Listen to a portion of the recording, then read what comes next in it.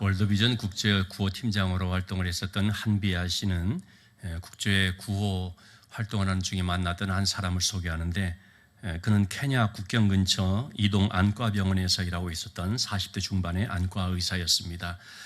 이분은 자기 나라에서 얼마나 유명한 사람이었는지 대통령도 그를 만나려면 며칠을 기다려야 할 정도로 그런 아주 VIP와 같은 그런 사람이었습니다. 그런데 그런 사람이 깡촌에 와서 험한 일들을 하고 있다는 것이죠. 그 지역의 전염성 풍토병 환자들을 아무렇지도 않게 만지면서 돌보고 있는 모습을 보면서, 그래서 한비아 씨가 그에게 물었습니다. 당신은 그렇게 유명한 의사인데 왜 아무도 알아주지 않는 이 험한 지역, 험지에 와서 이렇게 일하고 있습니까? 그러자 그 의사가 참 흑인이니까 아주 하얀 이를 활짝 드러내면서 이렇게 웃으면서 이렇게 얘기를 하더라는 것입니다. 정말 인상적인 그런 얘기를 했습니다. 내가 갖고 있는 이 기술과 재능을 돈 버는 데만 쓰기에는 너무 아깝잖아요. 무엇보다도 이렇게 다른 사람들, 어려운 사람들을 돕는 이 일이 내 가슴을 몹시 뛰게 하기 때문입니다. 이 얘기를 듣는 순간 한비아 씨는 정말 벼락을 맞은 것처럼 온몸에 전율이 일어나는 그런 짜릿함을 느꼈다고 합니다. 그러면서 나도 누군가에게 서슴없이 이러한 말들, 이 일이 내 가슴을 뛰게 하기 때문이다, 이런 말들을 할 수 있는 그런 사람이 되었으면 참 좋겠다. 누군가한테 내가 그런 말을 할 수 있으면 얼마나 좋을까, 그런 생각을 했다는 것입니다. 그래서 오늘 제목을 무엇이 가슴을 뛰게 하는가 이렇게 잡았는데요. 여러분에게는 무엇이 여러분의 가슴을 뛰게 합니까?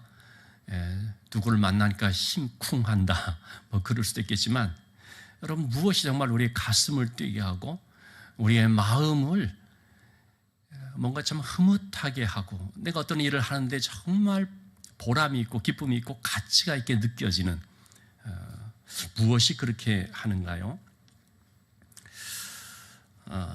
정말 우리는요, 그런 가슴 뛰는 인생을 살고 싶고, 저는 특별히 우리 교회가 가슴 뛰게 하는 교회가 되기를 간절히 바라는 마음이 있습니다.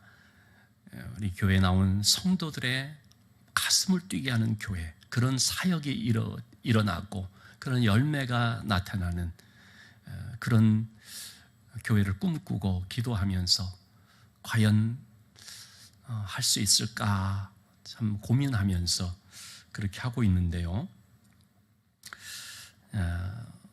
우리 교회는 1992년 7월 12일, 7월 둘째 주 첫 예배를 드리면서 시작이 됐습니다. 첫 번째 재직회를 해서 교회 이름을 정할 때에 설린이라고 하는 이름을 정하게 됐습니다. 설린이라는 것은 착할 선자의 이웃 린자, 착한 이웃이다라는 뜻이죠. 이름 자체가 착한 이웃, 좋은 이웃이라고 하는 이름을 갖고 있는 거죠. 자, 이 이름이 나오게 된 배경이 되는 말씀이 바로 오늘 우리가 읽은 이 본문의 말씀입니다. 이 본문의 말씀에서 한 율법사가 예수님을 찾아와서 계명에 대한 얘기를 하게 됩니다. 예수님은 계명이 있는데 그 모든 계명들을 딱 두 가지로 요약을 한다면, 첫째 되는 계명은 하나님을 사랑하는 것인데 마음을 다해서 뜻을 다해서 목숨을 다해서 하나님을 사랑하는 것이다. 두 번째 계명은 이웃을 사랑하는 것인데 내 몸과 같이 이웃을 사랑하는 것이다 라는 말씀을 하십니다. 자, 이 말을 들었을 때 이 율법사가 예수님에게 자기를 옳게 보이기 위해서 이렇게 물었던 것입니다. 29절의 말씀에 그는 묻기를 내 이웃이 누굽니까? 너의 이웃을 너의 몸처럼 사랑하라 라는 그 말씀 앞에 그럼 나의 이웃이 누구인가 질문을 하게 된 거죠. 자, 그래서 이 이웃이 누구인가에 대한 답변으로 주님은 한 비유의 말씀을 해 주신 것이 오늘 우리가 읽은 이 말씀입니다. 어떤 사람이 여리고로 내려가다가 강도를 만나서 가만 죽게 되었습니다. 그러자 이 사람 옆으로 31절, 32절의 말씀을 보면 두 사람이 지나갔죠. 마침 한 제사장이 그 길로 내려가다가 그를 보고 피하여 지나가고, 거반 죽어가는 것을 봤는데도요 피하여 지나가 버렸습니다. 이어서 또 온 사람은 한 레위인이었습니다. 그도 역시도 그곳에 이르러서 그를 보고 피하여 지나가고, 두 사람 다 보고 피하여 지나가 버리고 말았습니다. 누구보다도 강도 만난 사람을 도와줘야 될 사람들이 바로 종교 지도자요 또는 성전 봉사를 맡았다고 하는 제사장과 레위인입니다.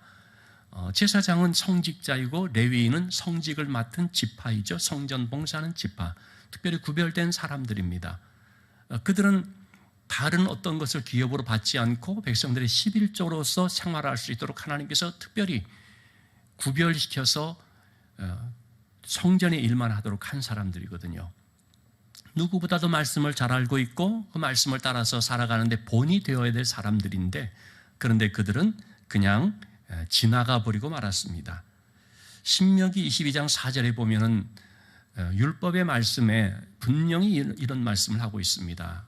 너희 형제의 나귀나 소가 길에 넘어진 것을 보거든 못 본 채 하지 말라. 너는 반드시 형제를 도와서 그것을 일으켜라.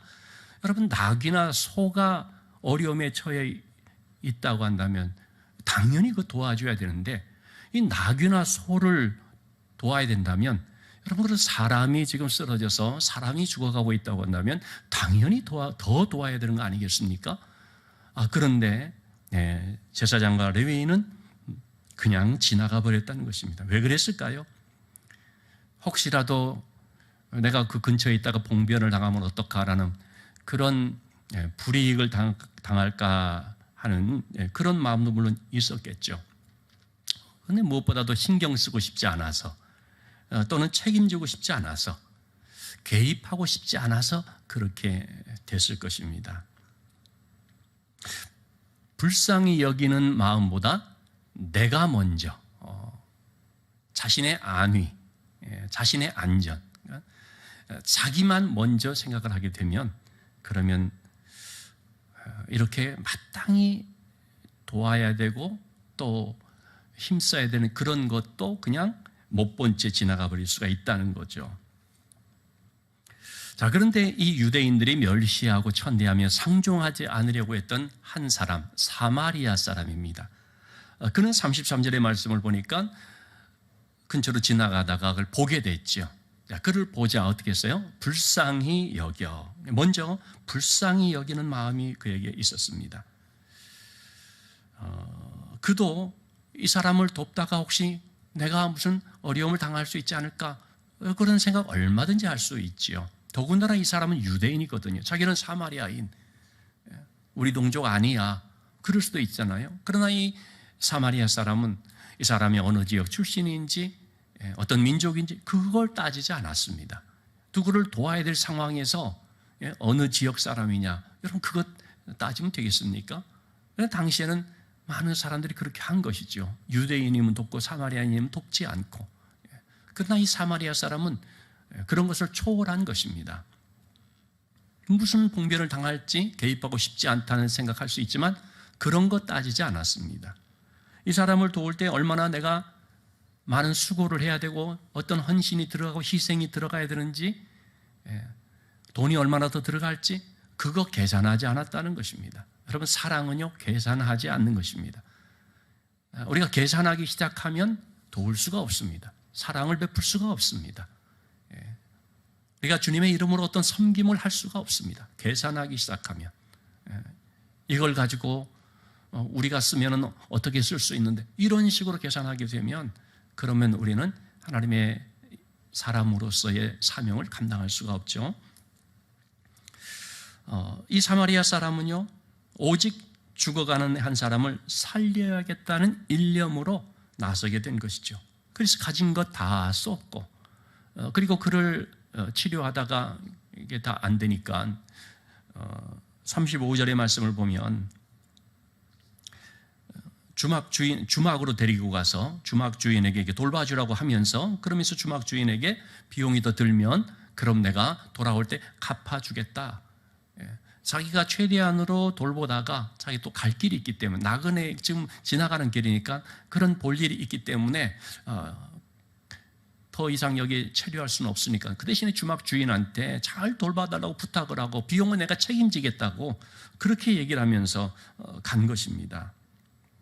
이 사마리아인은 자신보다도 이 사람이 먼저였던 거죠.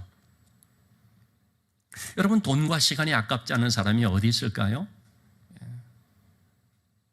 다 우리는요, 내가 쓰는, 나를 위해 쓰는 거는 별로 아깝지 않은데 나 말고 다른 데 쓰는 건 아까워하죠. 심지어는 헌금하는 것까지도 아까워하죠. 딴 사람한테는 그렇게 잘 사주면서 헌금할 때는 너무 인색한, 여러분 너무 그러지 마시기 바랍니다.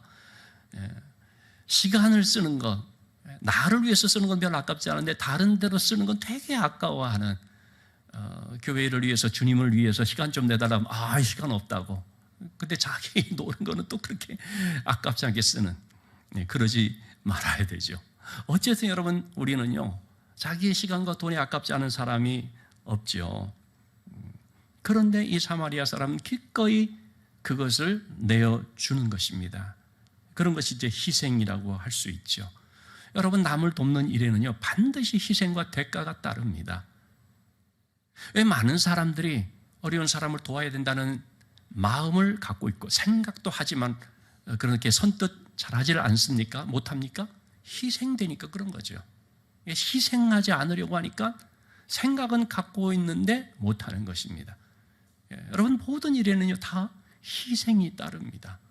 우리 교회도 어려운 이웃을 돕기 위해서 참 많이 애를 씁니다. 금년에도 얼마나 많은 금액을 지출하고 또 생각지 못했던 그런 것으로 많이 도왔는지 모릅니다. 지금 우리 교회도 빚이 2억 8천, 이렇게 만만치 않은 그런 빚이 있습니다. 그래서 제가요, 매 달마다 이번에는 그냥 빚을 좀 갚아야지 하면서도 또 도와달라는데 어려운 곳 이렇게 있으면 다시 또 돕고 또 돕고 지금 그렇게 하고 있는 것입니다. 오늘도 주보에 여러분들 보시겠지만 이번에도 아주 어려운 그 취약계층 장애인 가정 또 한 5군데를 우리가 돕고 그리고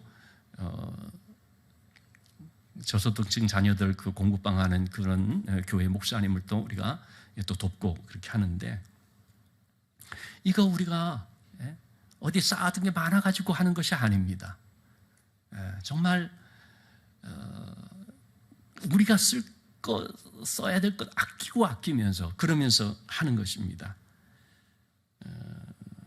이렇게 물질과 시간을 희생하지 않으면 결코 도울 수가 없습니다. 하나님의 선한 역사들이 나타날 수가 없는 것입니다. 저는 중학교 때 목사님인 아버지가 교회에서 부르 청소년들을 위한 청소년 학교라는 것을 세운 적이 있습니다. 그때만 하더라도요, 가정 형편이 어려워서 중학교를 못 가는 아이들이 꽤 있었습니다. 집에서 제주도 모슬포 그 시골, 지금은요 그 지역이 영어 마을이 들어서 가지고 완전히 바뀌어져서 구엉리라고 하는 곳인데, 내가 그곳에 가면서 세상에 어떻게 이런 일이 생길 수 있나 싶을 정도로요, 그 구엉리 쪽에 사는 아이들은 정말 어렵고, 그래서 학교도 제대로 못 가고 막 그랬었거든요. 근데 그런 아이들을 모아서 야간 학교를 만들었습니다. 그 지역의 선생님들 협조를 받아가지고 그리고 교회 부속 건물 안에 책상과 걸상을 구비해서, 그래서 이제 이 아이들이 공부해서 검정고시라도 볼 수 있도록 하고 그런 걸 많이 이제 도운 것입니다. 그런데 그 중에서 특별히 정말 생활이 어려운 그런 아이가 있어서 우리 집에서 이제 우리 아버지가 집에서 이렇게 데리고 있어야 되는 그런 경우도 있었습니다. 우리 자녀들이 4식구였거든요. 그 좁은 집에 4식구 우리 자녀들이 이렇게 있는데, 부모님 빼고 4식구인데 거기에 또 낯선 한 아이가 와서 지내는데, 중학생이었던 날 굉장히 불편했습니다. 불평을 했어요. 굉장히 싫은 티도 내고, 참 그때 생각하면 우리 부모님 마음을 아프게 한 것 같아요. 근데 그런 걸 통해서 배워나가는 거예요. 누군가를 돕는다는 것, 특별히 어려운 이웃들을 돕는다는 것은 그냥 그렇게 말처럼 쉬운 것이 아니라 반드시 이런 희생이 따르는 것이고, 우리는 그것을 감수하는 것이다. 수고와 그런 대가를 지불하는 것을 감수하는 것임을 이제 배우는 것입니다. 그런 것들이 저를 비롯해서 우리 자녀들에게 그런 영향을 끼쳤다고 볼 수가 있지요. 내 동생 둘이가 있는데요. 지금 이제 뭐 다들 장성한 상태죠. 남동생 내 밑으로 여동생 한 명 있고 남동생 둘이가 있는데 그 남동생 둘은 자기들의 그 신장을 같은 교회 다니는 성도에게 이식을 해줬습니다. 뭐 아무런 대가 없이. 먼저 내 둘째 동생이 그렇게 했고 그 다음에 한 2, 3년 있다가 또 막내 동생도 또 그렇게 하더라고요. 근데 그렇게 할 수 있었던 것은 전부 부모님으로부터 배운 것 때문이었던 것입니다. 부모님 입장에서는 자식이 그 신장을 다른 사람한테 이렇게 기증을 한다는 것 굉장히 마음 아픈 일이잖아요. 그러니까 말리기도 했죠. 그러니까 내 동생이 그랬다더라고요. 아, 이거 다 아버지한테 배운 거라고. 할 말이 없는 거예요. 근데 여러분 이렇게 남을 돕는데 희생과 수고를 감당하지만 하나님은요 반드시 거기에 대해서 보답을 해주십니다. 꼭 하나님은 기억하시고 꼭 은혜를 베풀어 주십니다. 마태복음 10장 42절 말씀에 누구든지 제자의 이름으로 이 작은 자 한 사람에게 냉수 한 그릇이라도 주는 자는 내가 진실로 너에게 이르노니 그 사람이 결단코 상을 잃지 아니하리라. 전도서 11장 1절 말씀에도 너의 떡을 물 위에 던져라. 여러 날 후에 도로 찾으리라. 내가 먹을 수 있는 떡이잖아요. 그것을 남에게 흘려보내는 것입니다. 그건 없어지는 것처럼 보여져요. 내가 설령 받지 못한다 할지라도 괜찮다 할 수 있죠. 그러나 하나님은 기억한다는 거예요. 그래서 나도 잊어버렸었는데 어떤 시점에 하나님께서 은혜로 갚아주시는 일들이 많이 생길 수가 있습니다. 우리 교회가 여기에 2008년도에 이제 공사를 하고 2009년도에 교회에 이제 입당을 하게 됐는데요. 교회를 짓기 전에 이 지역의 이 모든 도시를 조성한 곳이 이제 토지공사거든요. LH 토지공사인데 우리 교회의 이런 그 옆으로 돌담 같은 거 뭐 이런 것들을 협조를 좀 받을 일이 있어서 그래서 서울에 있는 토지공사 서울 사업단을 찾아간 적이 있습니다. 근데 그 서울 사업단을 찾아갔는데 깜짝 놀랐는데 그 사업단장이 아는 집사님인 거예요. 내가 이제 전에 섬겼던 그 집사님인 거예요. 이 사업단 집사님이 너무 반가워하시며 그건 아주 서울 강남에서도 아주 괜찮은 식당에서 일식으로 얼마나 지극정성으로 대접받았는지 몰라요. 왜 그렇게 했냐면 그분이 얘기를 하는 거예요. 저도 잊어버렸었는데 장모님이 아주 평생을 불교 신자로 살아왔습니다. 이 장모님이 이제 돌아가시게 생긴 것입니다. 딸 내외에 그러니까 이 집사님과 또 이제 이 아내가 어떻게든지 좀 구원받게 해보려고 설득을 하는데 안 되죠. 이게 도무지 씨도 안 먹히는 거죠. 그래서 어쨌든 외독한 가운데 이제 그때 내가 알기로 경찰병원인가 송파동에 있는 경찰병원에 입원을 했습니다. 목사님 기도해달라고 그렇게 했습니다. 그 얘기를 듣고 뭐 목사님 가도 신방도 안 받는다니까 그러니까 참 이거 어떻게 못하고 그냥 기도만 해달라고 그랬습니다. 어느 날 새벽 기도 때인데요. 기도하는데 내가 새벽 기도를 끝나고 한번 들려야겠다. 그래가지고 새벽에 경찰병원으로 갔습니다. 그 호수를 이제 미리 알아뒀기 때문에 그 할머니 혼자 입원해 있었죠. 가서 만났습니다. 이 할머니는 새벽에 누가 와서 나중에 그렇게 얘기하더래요. 어떤 귀인이 귀한 분이 왔는데 참 누군지 모르는데 하여튼 이렇게 왔다라는 거예요. 그래서 복음을 전했습니다. 차분히 찬찬히 이렇게 전하면서 이제 예수 믿고 구원 받는 것을 말씀을 드렸어요. 그리고 우리 할머니가 영접을 했습니다. 영접 기도도 하고 아내가 예수 이제 믿고 천국 가는 확신을 가졌습니다. 가족들은 전혀 몰랐어요. 그냥 내가 가서 그렇게 하고 온 거예요. 그냥 왔어요. 그 후 얼마 없다가 돌아가셨어요. 내 할머니가 돌아가시면서 그랬다는 거예요. 이전에는 자기가 어느 절에다가 자기 장례하고 난 뒤에 거기 다 모시도록 돈까지 다 지불해 놨으니까 나를 거기 모셔라 했던 장모님, 할머니였는데 내가 이제 예수 믿게 됐으니까 나 기독교식으로 해야 된다. 다들 그렇게 알고 따르라. 이렇게 유언을 하고 돌아가셨다는 거예요. 어떻게 그렇게 됐나 물어봤더니 새벽에 어떤 귀한 분이 와서 말씀을 전해줘서 내가 예수 믿게 됐다. 그랬다는 거예요. 내외가 나중에 그 사실을 알게 된 거죠. 바로 그 사위되는 분이 이 단장이었던 것입니다. 그래서 목사님 보면 한 번은 꼭 좀 감사하다는 그런 인사를 해야 되는데 그러지를 못했다는 거예요. 그 후로 얼마 없다가 내가 이제 좀 떠나오게 되고 그래서 그런 것 같아요. 그래서 너무나 대접도 잘 받을 뿐만 아니라 또 토지공사 협조를 얻어서 우리 옆에 있는 돌담들 저게 한 1,000만 원 가까이 되는 공사인데요. 그거를 우리가 해야 된다고 했었는데 거기서 다 해주고 그런 그 유익을 얻은 적이 있습니다. 여러분 우리가 하나님의 그런 주님의 이름으로 그 작은 어떤 것을 했다 할지라도 하나님께서 기억하시고 은혜 베풀어 준다는 사실을 알아야 되겠습니다. 자, 오늘 우리는 본문의 말씀을 통해서 주님이 어떤 분인지를 발견하게 됩니다. 이사야서 1장 5절 6절의 말씀을 보면은요, 우리는 죄로 인하여서 온 몸이 병들고 멍들고 찢어지고 상하고 정말 죽게 된 자와 똑같은 것입니다. 강도를 만나서 더 반 죽게 된 사람처럼 우리가 이 사탄이라는 강도를 만나서 죄로 인하여 완전히 죽음에 이르게 된 사람들이었다는 거죠. 그런데 이러한 우리를 주님께서 불쌍히 여겨주셔서 우리를 찾아와 주셔서 우리의 상처에 기름과 포도주를 부어주시고 싸매어 주신 것입니다.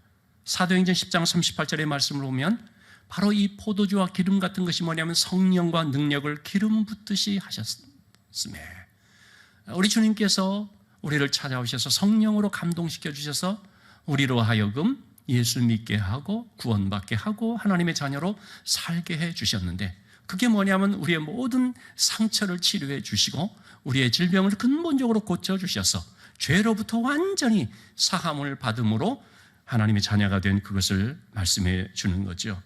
그렇기 때문에 주님은 어떤 분이냐면 선한 일을 행하시고 마귀에게 눌린 모든 사람을 고쳐주신 분이라고 할 수 있습니다. 주님은 십자가의 보혈로 말미암아 깨지고 상한 우리의 모든 상처를 치유하시고 죽음에서 살려주신 분이십니다. 그 주님이 바로 우리에게 다른 사람을 불쌍히 여기는 마음을 갖기를 원하시는 것입니다. 우리 주위에 보면은요, 사탄이라는 강도를 만나서 죽어가는 많은 사람들이 있습니다. 그들을 볼 때 우리는요, 불쌍히 여기는 마음을 가져야 되는 것입니다. 그런데 여러분, 보면 참 똑똑하고 재능과 능력은 있는데 가슴이 없는 사람들이 있지요. 옆에서 고통당하면서 신음하며 죽어가고 있음에도 그것이 안 보여지고 안 느껴지는 그런 경우들이 있습니다.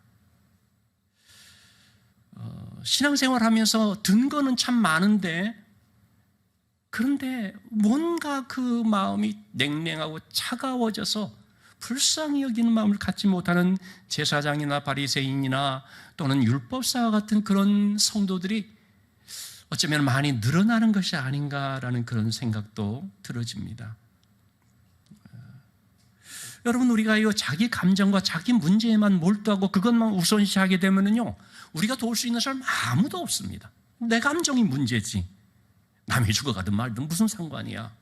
지금 내 감정이 힘들고 어렵고 내가 당장 중요한 일이 있고 우선순위에 있어서 항상 나를 중심으로 하면 우리가 옆으로 손을 섬김의 손을 이렇게 할 수 있는 경우들이 없는 거죠. 오히려 말이죠, 내 앞에 어떤 힘든 사람이 있으면 방해물로 생각할 수가 있어요. 짐처럼 여겨질 수가 있어요. 아니 괜히 왜 내 앞에 나타나서 괜히 내 마음만 불편하게 하지, 이렇게 되어버릴 수가 있더라고요. 그 세상 사람들을 두고 하는 말이 아닙니다. 예수 믿는 우리들이 그럴 수가 있다는 거예요. 여러분, 우리의 신앙생활이라고 하는 것은 어떤 형식에 익숙해지고 성경을 많이 알아가고 하는 그런 것이 아닙니다. 신앙이 좋다라는 것은 뭡니까? 주님을 닮아가는 것이죠. 주님의 마음을 갖는 거죠. 여러분, 우리가 두 가지가 꼭 있어야 됩니다. 첫째는 주님을, 예수 그리스도를 믿는 믿음, 주님을 향한 믿음 있어야 되고, 두 번째는 주님의 마음, 한 영혼을 불쌍히 여기는 그 주님의 마음, 이게 있어야 됩니다. 그래서 믿음과 마음, 이 두 가지가 겸비가 되어야 우리는 주님을 믿는 자녀로서 주님과 같은 섬김의 사명 또는 영혼 구원의 사명들을 감당할 수가 있는 것입니다.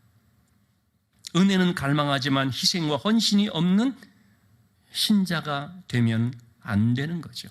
이론뿐인 그런 신앙이 아니라 실천적인 조화, 겉으로 보면 굉장히 진짜 같아 보이지만 조화, 그런 신앙이 아니라 생기가 있는 진짜 생화, 향기가 있고